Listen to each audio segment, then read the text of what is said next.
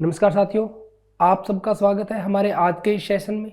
हमारे आज के इस सेशन में हम भूगोल का अध्याय 5 जिसका नाम है खनिज तथा ऊर्जा संसाधन का भाग 1 करेंगे। बच्चों, यह अध्याय हम 2 भाग में करेंगे, जिसके भाग 1 में हम खनिज के बारे में बात करेंगे, जबकि भाग 2 के अंदर हम ऊर्जा संसाधनों के बारे में बात करेंगे। तो हमारे इस भाग में हम सिर्फ खनिजों के बारे में जानेंगे। तो आइए शुरू करते हैं आज का अध्याय।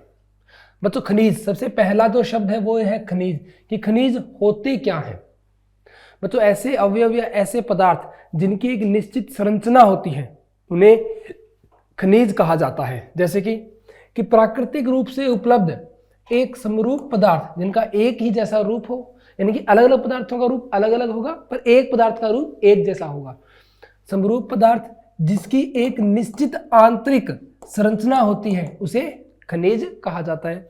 फॉर एग्जाम्पल, आप यहाँ अलग अलग प्रकार के खनिज देख सकते हो। बच्चों, ये अलग अलग प्रकार के खनिज है, तो सभी वैसी संरचना में अलग है, पर खुद के अंदर मैं देखूं तो सबकी संरचना एक जैसी होती है। अब बच्चों बात करें खनिज के प्रकार, कि खनिज के कितने प्रकार होते हैं। तो बच्चों, खनिज को बेसिकली 3 भागों में बांटा गया है। एक तो होते हैं धात्विक खनिज, एक अधात्विक खनिज और एक ऊर्जा खनिज। धात्विक खनिज जो बच्चों होते हैं इसे फिर 2 भागों में बांटा गया है, लौह धातु, अलोह धातु और बहुमूल्य खनिज।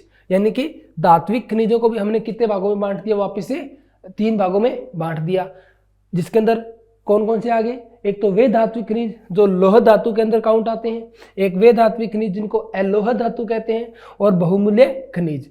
ऐसे ही बच्चों जो अधात्विक खनिज है इसके बारे में देखेंगे और ऊर्जा खनिजों के बारे में जानेंगे।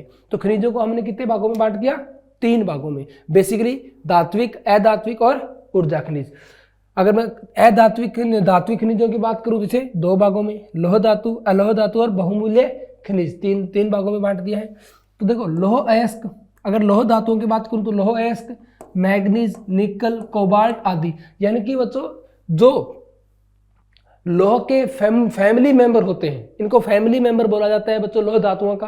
तो इसीलिए ये सारे लौह के अंदर या लौह अयस्क के अंदर आते हैं। अब मैं बात करूं अगर अलोह अयस्क की, तो इसमें तांबा, लेड, टिन, बॉक्साइट आदि ये अलोह धातु खनिज है।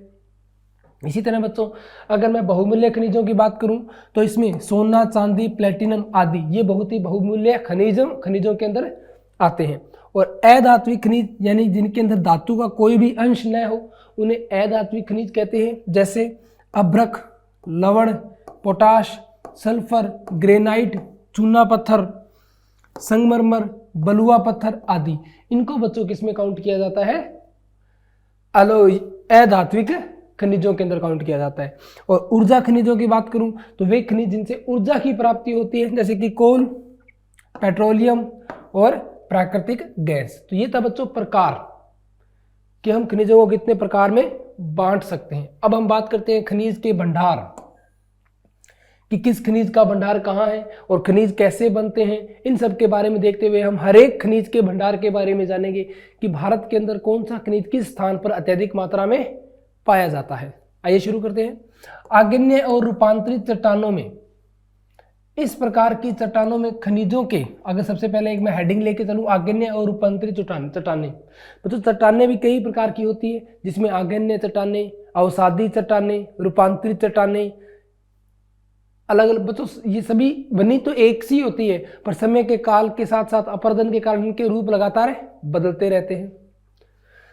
छोटे जमाव शिराओं के रूप में पाए जाते हैं। इन चट्टानों में खनिजों के बड़े जमाव परत के रूप में पाए जाते हैं, यानी कि परतदार रूप में होते हैं। जब खनिज पिघली हुई अवस्था या गैसीय अवस्था में होती है तो खनिजों का निर्माण आग्नेय और रूपांतरित चट्टानों में होता है, यानी कि या तो वो लिक्विड के रूप में हो या वो गैस के रूप में हो, तो वो कहाँ बनेगा, आग्नेय चट्टानों में।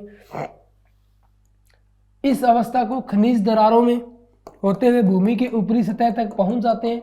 उदाहरण टिन, जस्ता, लेड आदि। बच्चों ये जो खनिज है ये दरारों से होते हुए लिक्विड फॉर्म में अपने आप, जो ये चट्टानें इनसे क्या होते हैं, बाहर आ जाते हैं।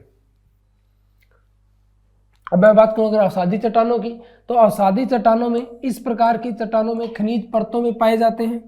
उदाहरण कोयला, लौह अयस्क, जिप्सम, पोटाश लवण, सोडियम लवण। परतों का मतलब बच्चों परत दर परत पाए जाते हैं। ऐसे नहीं है कि एक साथ कोई भंडार, लगातार परतों के अंदर होते हैं। धरातलीय चट्टानों के अपघटन के द्वारा जब चट्टानों के घुलनशील अवयवों का अपरदन हो जाता है, यानी कि वो वहां से हट जाते हैं, तो बचे हुए अपशिष्ट में खनिज रह जाता है। यानी कि ऊपर जो चट्टानों का जो लगातार जब अपवर्धन होता रहता है, उनको अंदर ऊपर से काटा जाता है लगातार, तो जो पीछे जो पदार्थ बच जाते हैं वो खनिज के रूप में ही बचे रहते हैं। बॉक्साइट का निर्माण इसी तरह से होता है। जलोढ़ जमाव, मतलब जलोढ़ एक प्रकार की मिट्टी है या उपजाऊ मिट्टी है या वो मिट्टी है जो जल के द्वारा एक स्थान से दूसरे स्थान तक बहाई जाती है, तो उसे बोलते हैं जलोढ़ मिट्टी। तो जलोढ़ मिट्टी के रूप में इस तरह से बने हुए खनिज नदी के बहाव द्वारा लाए जाते हैं और जमा होते हैं। नदी अपने साथ लेकर चलती है, उन्हें अपने किनारों पर छोड़ते हुए आगे बढ़ती जाती है। ऐसे खनिज रेतीली घाटी की तली में और पहाड़ियों के आधार, यानी कि अगर बच्चों ये पहाड़ी है तो इसके आधार में यहाँ पाए जाते हैं। ऐसे में वो खनिज मिलते हैं जिनका अपरदन जल द्वारा नहीं होता, यानी कि यहाँ से मान लो कोई जल निकासी है तो यहाँ से खनिजों को साथ मिलाकर यहाँ इकट्ठा कर दिया जाता है। अब यहाँ से जल आगे निकल जाता है क्योंकि जल के साथ इनका अपरदन नहीं होता, तो इस जगह जो खनिज पाए जाएंगे वे खनिज होंगे जिनका जल के द्वारा अपरदन नहीं होता, जैसे कि सोना, चांदी, टिन, प्लेटिनम आदि। महासागर के जल में, समुद्र में पाए जाने वाले ज्यादातर खनिज इतने विरल होते हैं, विरल मतलब हल्की अवस्था में या पानी की अवस्था में होते हैं, कि ये आर्थिक महत्व के नहीं होते। यानी कि यहाँ से ज़्यादा आर्थिक महत्व के दृष्टिकोण से अगर मैं देखूँ तो यहाँ से ज़्यादा बहुमूल्य खनिज यहाँ से नहीं निकलते हैं। लेकिन समुद्र के जल से साधारण नमक, मैग्नीशियम और ब्रोमीन निकाला जाता है। यानी कि अगर मैं बात करूं इनकी कि आप नमक कहाँ से प्राप्त करते हैं, आप मैग्नीशियम कहाँ से प्राप्त करते हैं, आप ब्रोमीन कहाँ से प्राप्त करते हैं, तो फिर बच्चों ये हमें समुद्र के जल से ही प्राप्त होते हैं। लौह अयस्क, आयरन ओर, लौह अयस्क। अच्छी क्वालिटी के लौह अयस्क में लोहे की अच्छी मात्रा होती है, जिसको अपने क्या कहते हैं बच्चों, मैग्नेटाइट। ये कई प्रकार का होता है बच्चों, हेमेटाइट, मैग्नेटाइट, अलग अलग प्रकार के लौह अयस्क होते हैं, जिसमें मैग्नेटाइट जो होता है वो सबसे बेहतर लौह अयस्क माना जाता है क्योंकि इसके अंदर लौह की मात्रा 70% होती है। वही हेमेटाइट जो होता है वो थोड़ा सा इससे कम क्वालिटी का लौह अयस्क होता है, इसलिए इसे सबसे अच्छी क्वालिटी का लौह अयस्क माना जाता है क्योंकि इसमें लौह की जो मात्रा होती है वो कितनी होती है, 70%। और अपने उत्तम चुंबकीय गुण के कारण यह लोहा विद्युत उद्योग के लिए अच्छा माना जाता है, यानी कि विद्युत उद्योग में यह काम आता है। हेमेटाइट, जैसे कि मैंने बच्चों बात की कि दो प्रकार के लौह अयस्क होते हैं, एक तो मैग्नेटाइट होता है और एक हेमेटाइट होता है। Fe2O3 ये होता है बच्चों हेमेटाइट और Fe3O4 ये होता है मैग्नेटाइट। तो हेमेटाइट में 50 से 60% लोहा होता है और इसे मुख्य औद्योगिक लौह अयस्क माना जाता है। भारत में लौह अयस्क के मुख्य बेल्ट, अब मैं बात करूंगा भारत के दृष्टिकोण से कि भारत में किन किन स्थानों पर लौह अयस्क के भंडार पाए जाते हैं। उन सभी स्थानों के अब अपने यहाँ बात करेंगे कि कहाँ कहाँ से लौह का खनन किया जाता है, लौह अयस्क पाए जाते हैं। सबसे पहले उड़ीसा झारखंड बेल्ट, सबसे पहले आता है बच्चों उड़ीसा झारखंड बेल्ट। उड़ीसा के मयूरभंज और केंदुझर जिले, बच्चों ये दो जिले हैं उड़ीसा के, नाम है इनका मयूरभंज और केंदुझर जिले की बादाम पहाड़ी या इन्हें बादामी पहाड़ियां भी कहा जाता है। बादाम पहाड़ी की खानों में हाई ग्रेड का हेमेटाइट अयस्क मिलता है और झारखंड के सिंहभूमि जिले के गुआ और नोआ मंडी की खानों में भी हेमेटाइट अयस्क मिलता है। तो बच्चों यहाँ हमने दो प्रकार के अयस्कों की, दो प्रकार के स्थानों की बात की। उड़ीसा की बात करूं तो उड़ीसा के मयूरभंज और केंदुझर जिले, और झारखंड की मैं बात करूं तो झारखंड का सिंहभूमि जिला मुख्य लौह अयस्क के स्थान है। और इनके अंदर खानों की बात करूं तो गुआ और नोआ मुंडी ये दो लौह अयस्क की खाने हैं। कई बार बच्चों पेपर में सीधा पूछ लिया जाता है कि निम्न में से कौन सी खान लौह अयस्क से संबंधित है, तो ध्यान रखना गुआ और नोआ मुंडी जो खाने हैं वो लौह अयस्क से संबंधित है और झारखंड जिले में स्थित है। अब है बच्चों दूसरा कि दुर्ग, बस्तर और चंद्रपुर बेल्ट। जैसे हमने यहां देखा उड़ीसा और झारखंड बेल्ट, ऐसे दूसरा है दुर्ग, बस्तर और चंद्रपुर बेल्ट। यह बेल्ट छत्तीसगढ़ और महाराष्ट्र में पड़ता है। छत्तीसगढ़ के बस्तर जिले की बेलादिला पहाड़ियों में हाई ग्रेड का हेमेटाइट एस्क मिलता है। इन पहाड़ियों में सुपर हाई ग्रेड हेमेटाइट एस्क के 14 भंडार हैं और इन खानों के लौह का विशाखापट्टनम के बंदरगाह से जापान और दक्षिण कोरिया तक निर्यात किया जाता है। तो यहाँ मेनली अपनों ने बात की जो अपना छत्तीसगढ़ का बस्तर जिला है बच्चों, यहाँ सबसे अधिक 14 भंडार पाए जाते हैं लौह अयस्क के, और यहाँ से जिस लोहे का खनन होता है उस लोहे का निर्यात जो है वो जापान और दक्षिण कोरिया को विशाखापट्टनम के बंदरगाह से किया जाता है। अगला जो बेल्ट है बच्चों वो है बेलारी, चित्रदुर्ग, चिकमंगलूर बेल्ट। बेलारी, चित्रदुर्ग, चिकमंगलूर बेल्ट। यह बेल्ट कर्नाटक में पड़ता है। यानी कि इस बेल्ट की बच्चों बेल्ट के बारे में आपसे पूछ सकता है, यानी कि आपको डायरेक्ट पूछ ले कि दुर्ग, बस्तर, चंद्रपुर बेल्ट कहाँ पड़ता है, तो ये छत्तीसगढ़ और महाराष्ट्र में पड़ता है। इसके अलावा आपसे पूछ ले उड़ीसा, झारखंड बेल्ट, बच्चों ये तो नाम से स्पष्ट हो गया। यहाँ आपसे पूछ ले कि बेलारी, चित्रदुर्ग और चिकमंगलूर बेल्ट जो है ये कहाँ आता है, तो बच्चों ये कर्नाटक में पड़ता है। पश्चिमी घाट में स्थित कुद्रेमुख की खानें 100% निर्यात के लिए उत्पादन करती हैं। यानी कि यहाँ से जितना भी ये जो कुद्रेमुख कर्नाटक की जो खाने यहाँ से जितना भी लौह अयस्क निकाला जाता है उसके पूरे लौह अयस्क का निर्यात किया जाता है, यानी कि देश से बाहर भेजा जाता है। यहाँ का लौह अयस्क सलरी के रूप में पाइपलाइन के द्वारा, सलरी मतलब एक मिक्सर बनाकर, पाइपलाइन के द्वारा मंगलोर के निकट बंदरगाह तक भेजा जाता है और उस मंगलोर बंदरगाह से इसका आगे निर्यात कर दिया जाता है। अगला बेल्ट है बच्चों महाराष्ट्र गोवा बेल्ट। इस बेल्ट में गोवा राज्य और महाराष्ट्र का रत्नागिरी जिला। अब बच्चों ये कई बार पूछ लेता है कि महाराष्ट्र के किस जिले में लौह अयस्क पाए जाते हैं, तो महाराष्ट्र के रत्नागिरी जिले के अंदर लौह अयस्क पाए जाते हैं।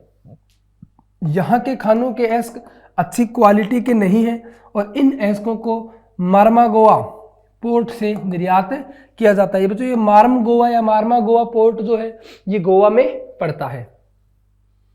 अब बच्चों जैसे कि हमने लौह के बारे में उसके कहाँ से उसके भंडार पाए जाते हैं और कहाँ से उनका निर्यात किया जाता है उनके बारे में देखा, ऐसे ही अपने लौह फैमिली के दूसरे अयस्क मैग्नीज के बारे में जानेंगे। मैग्नीज का इस्तेमाल मुख्य रूप से स्टील और फेरोमैग्नीज अयस्क के निर्माण में होता है।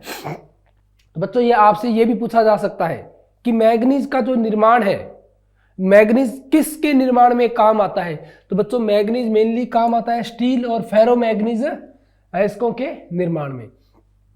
इसका इस्तेमाल ब्लीचिंग पाउडर, कीटनाशक और पेंट बनाने में भी होता है। तो बच्चों इसके मेनली काम क्या क्या थे, अगर मैं बात करूं मैग्नीज के, तो मैग्नीज का मेन काम होता है बच्चों ब्लीचिंग पाउडर बनाने में, कीटनाशक बनाने में और पेंट बनाने में मैग्नीज अयस्क का उपयोग किया जाता है। एल्यूमिनियम, अब हम बात करेंगे बच्चों एल्यूमिनियम की। तो एल्यूमिनियम का इस्तेमाल कई चीजें बनाने में किया जाता है। बच्चों एल्यूमिनियम क्या होता है, ये हल्का होता है और मजबूत भी होता है। तो कई स्थान ऐसे हैं जहां लोहे की जगह एल्यूमिनियम का ज्यादा इस्तेमाल किया जाता है क्योंकि यह हल्का और मजबूत होता है। एल्यूमिनियम के अयस्क को बॉक्साइट कहते हैं, यानी कि एल्यूमिनियम का जब खनन किया जाता है तो वह बॉक्साइट नामक अयस्क के रूप में प्राप्त होता है और बाद में उसमें विधियों के द्वारा शुद्ध एल्यूमिनियम को अलग किया जाता है। बॉक्साइट के मुख्य भंडार की मैं बात करूं तो अमरकंटक के पठार, मेकाले पहाड़ी और बिलासपुर कटनी के पठारी क्षेत्रों में सबसे ज्यादा एल्यूमिनियम पाया जाता है। तो बच्चों अगर बात करें तो अमरकंटक के पठार जो मध्य प्रदेश और छत्तीसगढ़ के अंदर पड़ते हैं, मेनली मध्य प्रदेश में आते हैं अमरकंटक पठार। मेकाले पहाड़ियां यह भी बॉर्डर पे पड़ती है मध्य प्रदेश और छत्तीसगढ़ के, और बिलासपुर कटनी के पठारी क्षेत्रों में एल्यूमिनियम या बॉक्साइट के भंडारण पाए जाते हैं।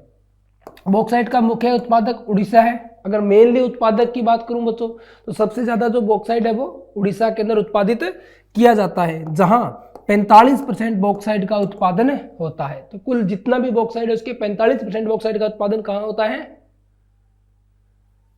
उड़ीसा के अंदर होता है। उड़ीसा में बॉक्साइट के मुख्य भंडार पंचपतमाली और कोरापुट जिले में है। यानी कि उड़ीसा के भी जिलों की बात करूं तो पंचपतमाली जिला जो है उड़ीसा का और कोरापुट जो जिला है, ये जो दो जिले हैं मुख्य रूप से जाने जाते हैं बॉक्साइट भंडार के लिए। यानी कि बच्चों अगर आपसे पूछ ले कि पंचपतमाली जिला और कोरापुट जिले का संबंध किस अयस्क से है, तो इसका संबंध है बच्चों बॉक्साइट यानी कि एल्यूमिनियम से। अब बच्चों ये एक मेनली अपनों ने बड़ा बड़ा चार्ट बना के दिखाया है। जैसे कि मैं बात करूं लौह अयस्क की, तो यह किन क्षेत्रों के अंदर मेनली पाया जाता है? तो बच्चों ये लौह अयस्क के मेनली क्षेत्र थे, ये अपना कुद्रेमुख के खाने चिकमंगलूर एरिया आ गया, ये जो था महाराष्ट्र गोवा बेल्ट आ गया। इसके बाद बच्चों ये जो था अपना उड़ीसा का जो क्षेत्र था, जहां से या मैं से बोलूं कि झारखंड और उड़ीसा का जो क्षेत्र था वो आ गया यहाँ। और ऐसे ही झारखंड उड़ीसा का ये जो क्षेत्र था। तो कुल मिला के बात है बच्चों कि जितने भी प्रकार के भंडार हैं उनके सबके बारे में यहाँ इस मैप के अंदर दिखाया गया है। अब मैं बात करता हूं बच्चों तांबे की। ये तो थे बच्चों लौह अयस्क। अब मैं बात करता हूं अलोह अयस्क की। तो अलोह अयस्क में पहला था तांबा। तांबा एक महत्वपूर्ण अयस्क है। इसका इस्तेमाल मुख्य रूप से बिजली के तार, इलेक्ट्रॉनिक और रसायन उद्योगों में होता है। यानी कि इसके उपयोग की अगर मैं बात करूं तांबे की, तो मेनली अपने घरों में देखा होगा बच्चों, जो वायरिंग होती है, जो बिजली की तारें होती हैं, ये मेनली पाई जाती है तांबे के रूप में ही। यानी कि वो वायर किसकी बनी होती है? तांबे की बनी होती है। मध्य प्रदेश की बालाघाट की खानों में भारत का 52% यानी कि आधे से भी ज्यादा तांबा निकलता है। तो यहां ध्यान रखना बच्चों, अगर आपसे कोई पूछे कि भारत में सर्वाधिक तांबा कहां है, तो बच्चों ये मध्य प्रदेश की बालाघाट की खानों में है। 52% तांबा निकाला जाता है। इसके अलावा 48% शेयर के साथ राजस्थान तांबे का दूसरा सबसे बड़ा उत्पादक है। यानी कि भारत में जितने भी तांबा अयस्क है वो मध्य प्रदेश और राजस्थान में ही पाए जाते हैं। तांबे का उत्पादन झारखंड के सिंहभूमि जिले में भी होता है। तो कुछ एक मात्रा जो है झारखंड के सिंहभूमि जिले में, जहां लौह अयस्क भी पाए जाते हैं। हमने लौह अयस्क के अंदर भी इस सिंहभूमि जिले के बारे में देखा था। आगे चलते हैं। अभ्रक। अभ्रक एक ऐसा खनिज है जो पतली प्लेटों के कई लेयर से बना होता है। कुछ ही सेंटीमीटर अभ्रक की शीट में हजारों प्लेटें हो सकती है। यानी कि अगर थोड़ा सा अभ्रक लें तो उससे भी मैं हजारों प्लेटें बना सकता हूं। अभ्रक के पास उच्च डाई इलेक्ट्रिक शक्ति, निम्न ऊर्जा ह्रास फैक्टर, इंसुलेशन प्रॉपर्टी और हाई वोल्टेज से रेजिस्टेंस की शक्ति होती है। यानी कि यह हाई वोल्टेज से बचाने का कार्य करता है। एज ए इंसुलेटर उपयोग किया जाता है। इसलिए अभ्रक को इलेक्ट्रिक और इलेक्ट्रॉनिक उद्योगों में इस्तेमाल किया जाता है। जैसे आप देखते हो बच्चों, टायर जो आपने खंबे वगैरह देखे होंगे, तो खंभों के ऊपर जो वायर जो होती है वो एक नीचे जो आपने ब्लैक सा देखा होगा उससे लगकर आगे बढ़ाई जाती है। तो आप वो जो बच्चे होते हैं वो अभ्रक के ही बने होते हैं और वो डाई इलेक्ट्रिक होते हैं। यानी कि वो अपने आर पार करंट को पास नहीं होने देते और इससे जो खंभों के अंदर करंट नहीं आता। अभ्रक के भंडार छोटा नागपुर पठार, बच्चों ये झारखंड का क्षेत्र है, छोटा नागपुर पठार। तो उसके बात करूं अगर मैं कि उत्तरी किनारों पर पाए जाते हैं। झारखंड का कोडरमा, गया, हजारीबाग बेल्ट अभ्रक का मुख्य उत्पादक है।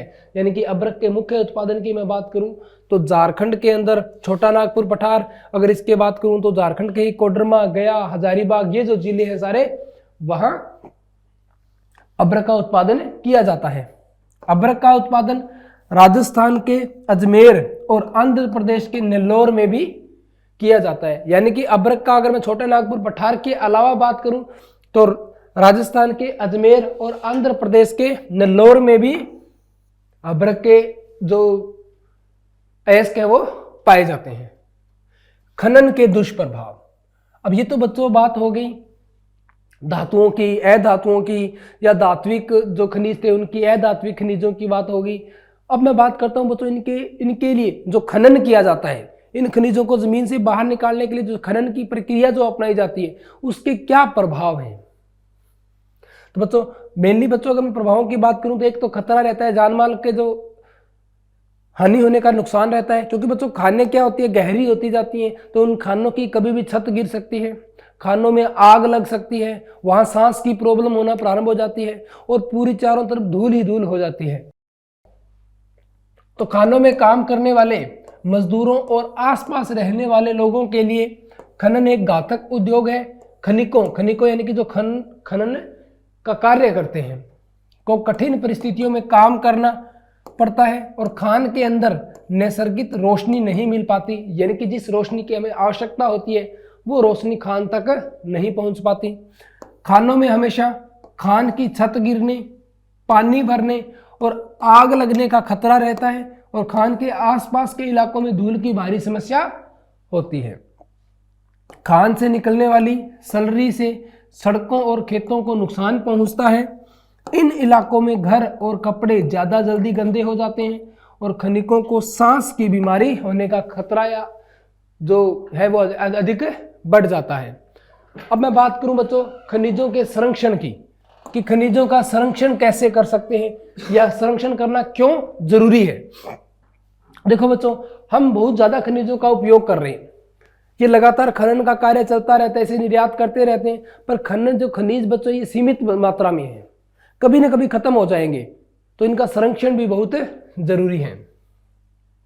खनिजों के बनने में करोड़ों वर्ष लग जाते हैं, यानी कि जो खनिज बनते हैं इसके अंदर भूप्रकृति काफी लंबे अंतराल के बाद ही खनिजों का निर्माण कर पाती है। इसलिए खनिज अनवीकरणीय योग्य संसाधन की श्रेणी में आते हैं, यानी कि इनका चक्रण नहीं होता।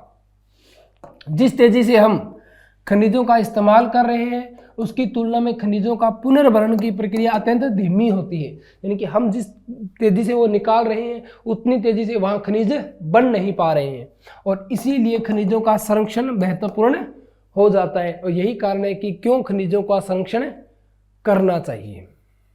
तो बच्चों इसी के साथ हमारे इस अध्याय का भाग 1 यहीं खत्म होता है। भाग 1 में हमने खनिज के बारे में जाना, जिसके अंदर हमने इसके 3 भागों में बांटा था और हर एक की उपस्थिति स्थिति के बारे में जाना और कौन कौन से बेल्ट में पाया जाता है उनके बारे में जाना।